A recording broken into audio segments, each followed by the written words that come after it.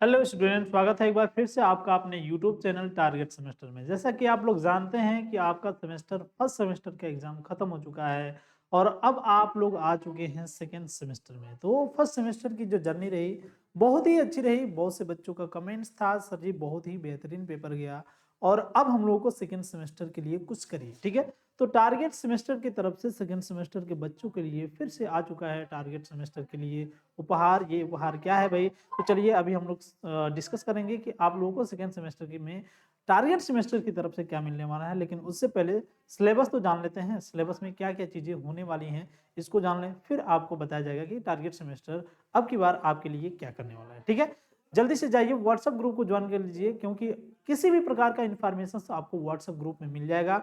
Target Gurukul app अगर आप लोगों ने नहीं डाउनलोड किया है तो टारगेट गुरुकुल ऐप डाउनलोड कर लीजिए, क्योंकि वहीं पे आपको सारी चीजें प्रोवाइड कराई जाएंगी। ठीक है, तो चलिए पहले हम लोग सिलेबस डिस्कस कर लेते हैं और उसके बाद आपको बताएंगे कि कौन कौन सी चीजें आगे आपको करनी है। ठीक है, तो यहाँ पे जैसा कि आप लोग देख पा रहे हैं कि कोर्स कोड जो है AAC 102।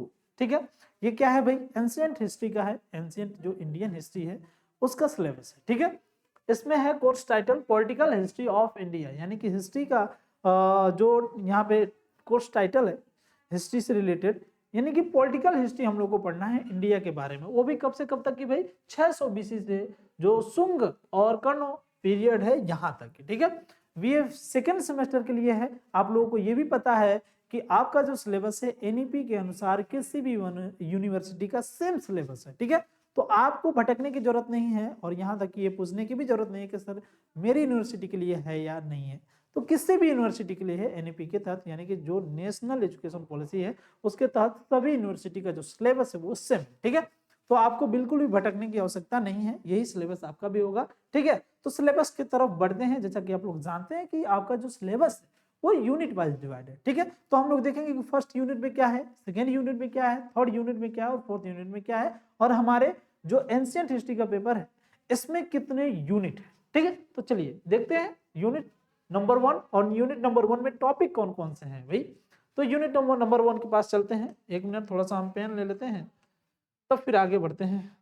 देखिए यूनिट नंबर 1 की बात करें तो सोर्स ऑफ स्टडी, प्रेजेंस और of literally evidence and the limits of their historicity, Buddhist literatures and Jain literatures and mythological literatures and travelogues, temporals and temporals literatures, archaeologicals evidence and epigraphy. Epigraphy का मतलब क्या होगा अभी आगे हम बताएंगे। And currency classicals evidence. ठीक है ना, ये क्या क्या है भाई? तो सबसे पहले देखिए सोर्स ऑफ स्टडी, यानी कि अध्ययन के स्रोत कौन कौन से हैं। अच्छा, अध्ययन के स्रोत क्या है और किसके अध्ययन के स्रोत है भाई? AIH यानी कि एंशिएंट इंडियन हिस्ट्री के अध्ययन के स्रोत हैं भाई। यूनिट नंबर 1 में हम लोग पढ़ेंगे सबसे पहले साहित्यिक साक्ष्य पढ़ेंगे, साहित्यिक साक्ष्य। ठीक है ना, उसके बाद उनकी ऐतिहासिकता की सीमा का अनुसरण। ठीक है ना, यानी कि लिमिटेशन देयर हिस्टोरिसिटी, यानी कि साहित्यिक साक्ष्य कौन कौन से हैं, यानी कि वो साहित्य जिसमें हमें हिस्ट्री के बारे में पता चलता है उसके बारे में हम लोग पढ़ेंगे, साहित्य के बारे में पढ़ेंगे। ठीक है ना, अच्छा इसके अलावा बौद्ध साहित्य, बौद्ध साहित्य से हिस्ट्री के बारे में क्या जानकारी मिलती है। इसके अलावा जैन साहित्य, जैन साहित्य से हिस्ट्री के बारे में क्या जानकारी मिलती है। और पौराणिक जो साहित्य है इसके द्वारा हिस्ट्री के बारे में क्या जानकारी मिलती है। और साथ ही साथ यात्रा जो वृत्तांत था, यात्रा वृत्तांत हम लोग कह सकते हैं कि जो बेसिकली विदेशी थे, विदेशी भारत में आए, भारत की चीजों को जाने समझे और उसको लिखना स्टार्ट किया, उन वो जो किताबें थी वो भी हमारे लिए कहीं ना कहीं साक्ष्य का वर्क करती हैं, क्योंकि वो घूम घूम करके जगह जगह पर के वहां पे घूमते थे और उसके बारे में लिखते थे, बताते थे। ठीक है, तो कहीं ना कहीं ये चीजें 100% कंफर्म हो जाती है कि जो उन लोगों ने उस समय लिखा होगा अपनी किताबों में वो सही है। तो वो कहीं ना कहीं हमारे लिए इतिहास के स्रोत के रूप में कार्य करते हैं। ठीक है, तो यात्रा वृत्तांत भी हम लोग पढ़ने वाले हैं। और लौकिक साहित्य, और लौकिक साहित्य मतलब दो चीजें होती है, देखिए एक होता है अलौकिक और एक होता है लौकिक। अलौकिक मतलब वो जिन्हें हम नहीं देख सकते हैं, वो एक तरीके से दार्शनिक चीजें होती है। ठीक है, और जो लौकिक होता है, जो वास्तविकता होती है, वो चीजें होती है। ठीक है, तो जो लौकिक साहित्य होती है उस समय की, वर्तमान समय की चीजों को लिखा गया होता है, इसको भी हम लोग समझेंगे। इसके अलावा पुरातात्विक साक्ष्य, पुरालेख और मुद्रा शास्त्रीय साक्ष्य, यहाँ पे एपिग्राफी की बात करें तो ये बेसिकली मुद्रा से संबंधित है।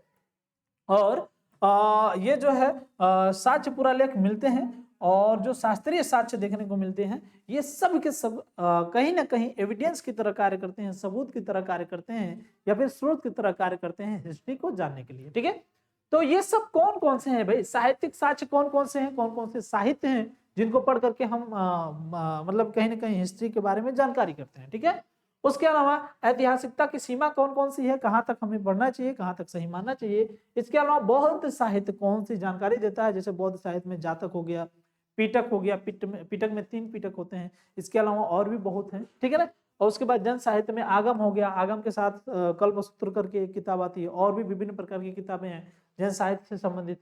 इसके अलावा जो पौराणिक साहित्य होते हैं, ठीक है ना, और उसके बाद जो यात्रा वृत्तांत हो गया, यात्रा वृत्तांत में बेसिकली हम उसको रखेंगे।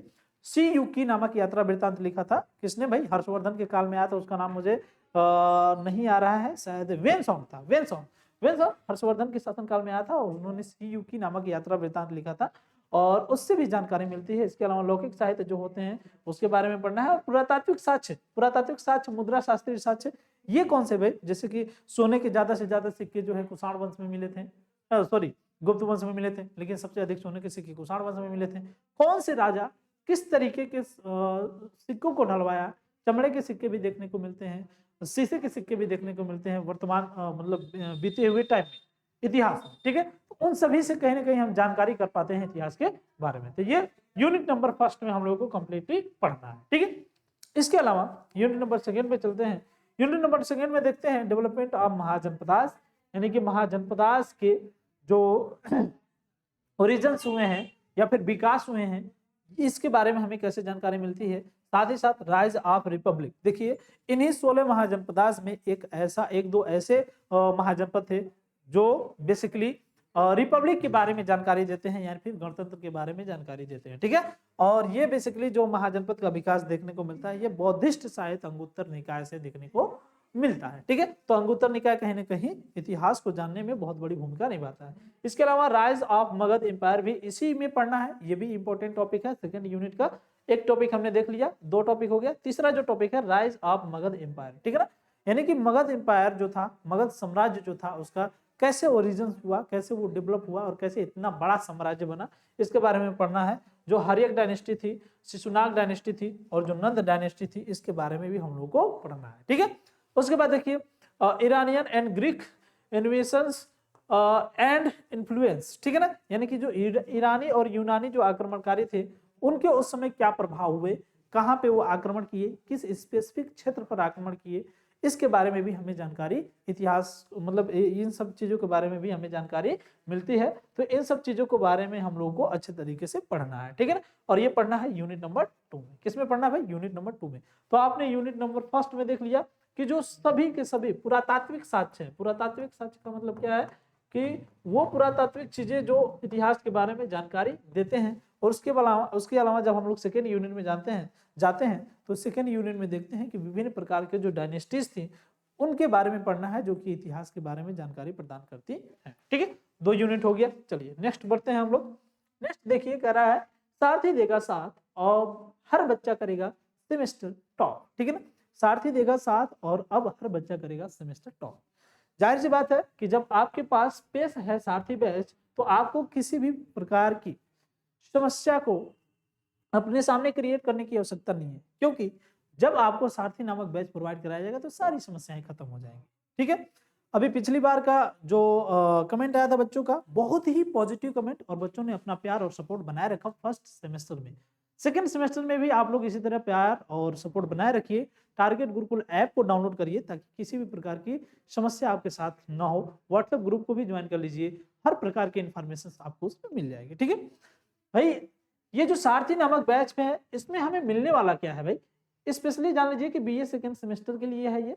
ठीक है, मेंटर को देख लीजिए यहाँ पे, मैं तो हूँ ही, ये उत्कर्ष सर हैं, ये सोशियोलॉजी वाले सर हैं, ये प्रयाग सर हैं और ये मैम है। ठीक है, ये सभी के सभी लोग बीए के किसी भी सब्जेक्ट में महारत हासिल किए हैं भाई, और ये सब लोग आपको पर्सनल मेंटरशिप गाइडेंस देने वाले हैं, ताकि आपको किसी भी प्रकार की सेमेस्टर में समस्या तो नहीं होने वाली है भाई। ठीक है। फीचर्स कौन कौन से भाई, फीचर देख लीजिए। 100% सिलेबस आपको मिलेगा ही मिलेगा, कवर कराया जाएगा पूरा 100% सिलेबस। बाबू 4 से 5 महीने का अभी टाइम है आपके पास, ठीक है। पूरा सिलेबस 100% कवर होगा। पिछली बार थोड़ी सी समस्या हो गई थी, एग्जाम पहले हो गया था, सिलेबस में कुछ चीजें बाकी रह गई थी, बच्चों की थोड़ी सी शिकायत थी, लेकिन अब की बार पहले से ही टारगेट सेमेस्टर तैयार है, किसी भी प्रकार की समस्या आपके साथ नहीं होने वाला है। यूट्यूब वाले बच्चे तो कमेंट कर रहे हैं सर इतने क्लासेस हमने ली और इतने क्वेश्चंस हम लोगों को मिल गए, और अब की बार हम लोगों को कंप्लीट बैच चाहिए। तो स्पेशली जिन बच्चों ने बैच नहीं परचेज किया था पिछली बार, उनके लिए, और जिन लोगों को 100% टॉप करना है अपनी यूनिवर्सिटी, वो तो बैच परचेज ही कर लो, ठीक है। आगे देखिए, पर्सनल मेंटरशिप और साथ ही साथ आपके जो प्रीवियस ईयर क्वेश्चंस पेपर हैं, लॉन्ग टाइप के, शॉर्ट टाइप के, आपका एग्जाम किसी भी पैटर्न पे हो, चाहे वो रिटन हो, चाहे वो एमसीक्यू हो, बाबू परेशान होने की जरूरत नहीं है। 100% आपका कॉन्सेप्ट क्लियर कराया जाएगा। साथ ही साथ बाबू ये देखिए 24/7 यानी कि 24 घंटे 7 डेज 24 घंटे किसी भी प्रकार की कोई भी डाउट 100% आपका क्लियर कराया जाएगा, किसी भी प्रकार की समस्या नहीं होगी, ठीक है। तो ये सब फीचर्स हैं बाबू। और आपको सबसे इंपॉर्टेंट बता दूं मैं बात है कि ये जो है आपका 999, ये प्राइस अभी नहीं रहने वाला है। कब तक भाई?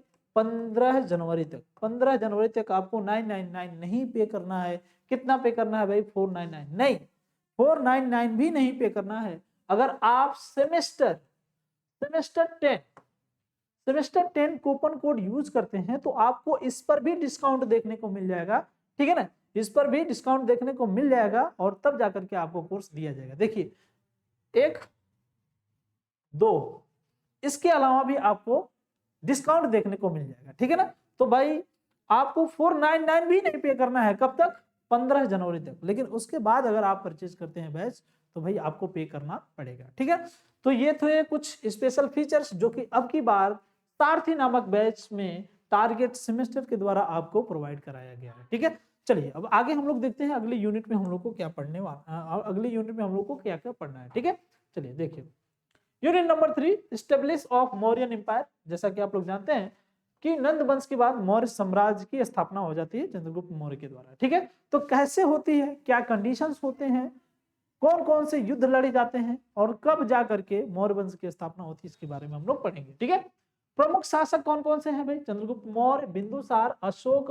अशोक की जो धम्म नीति थी ये बहुत जरूरी है भाई।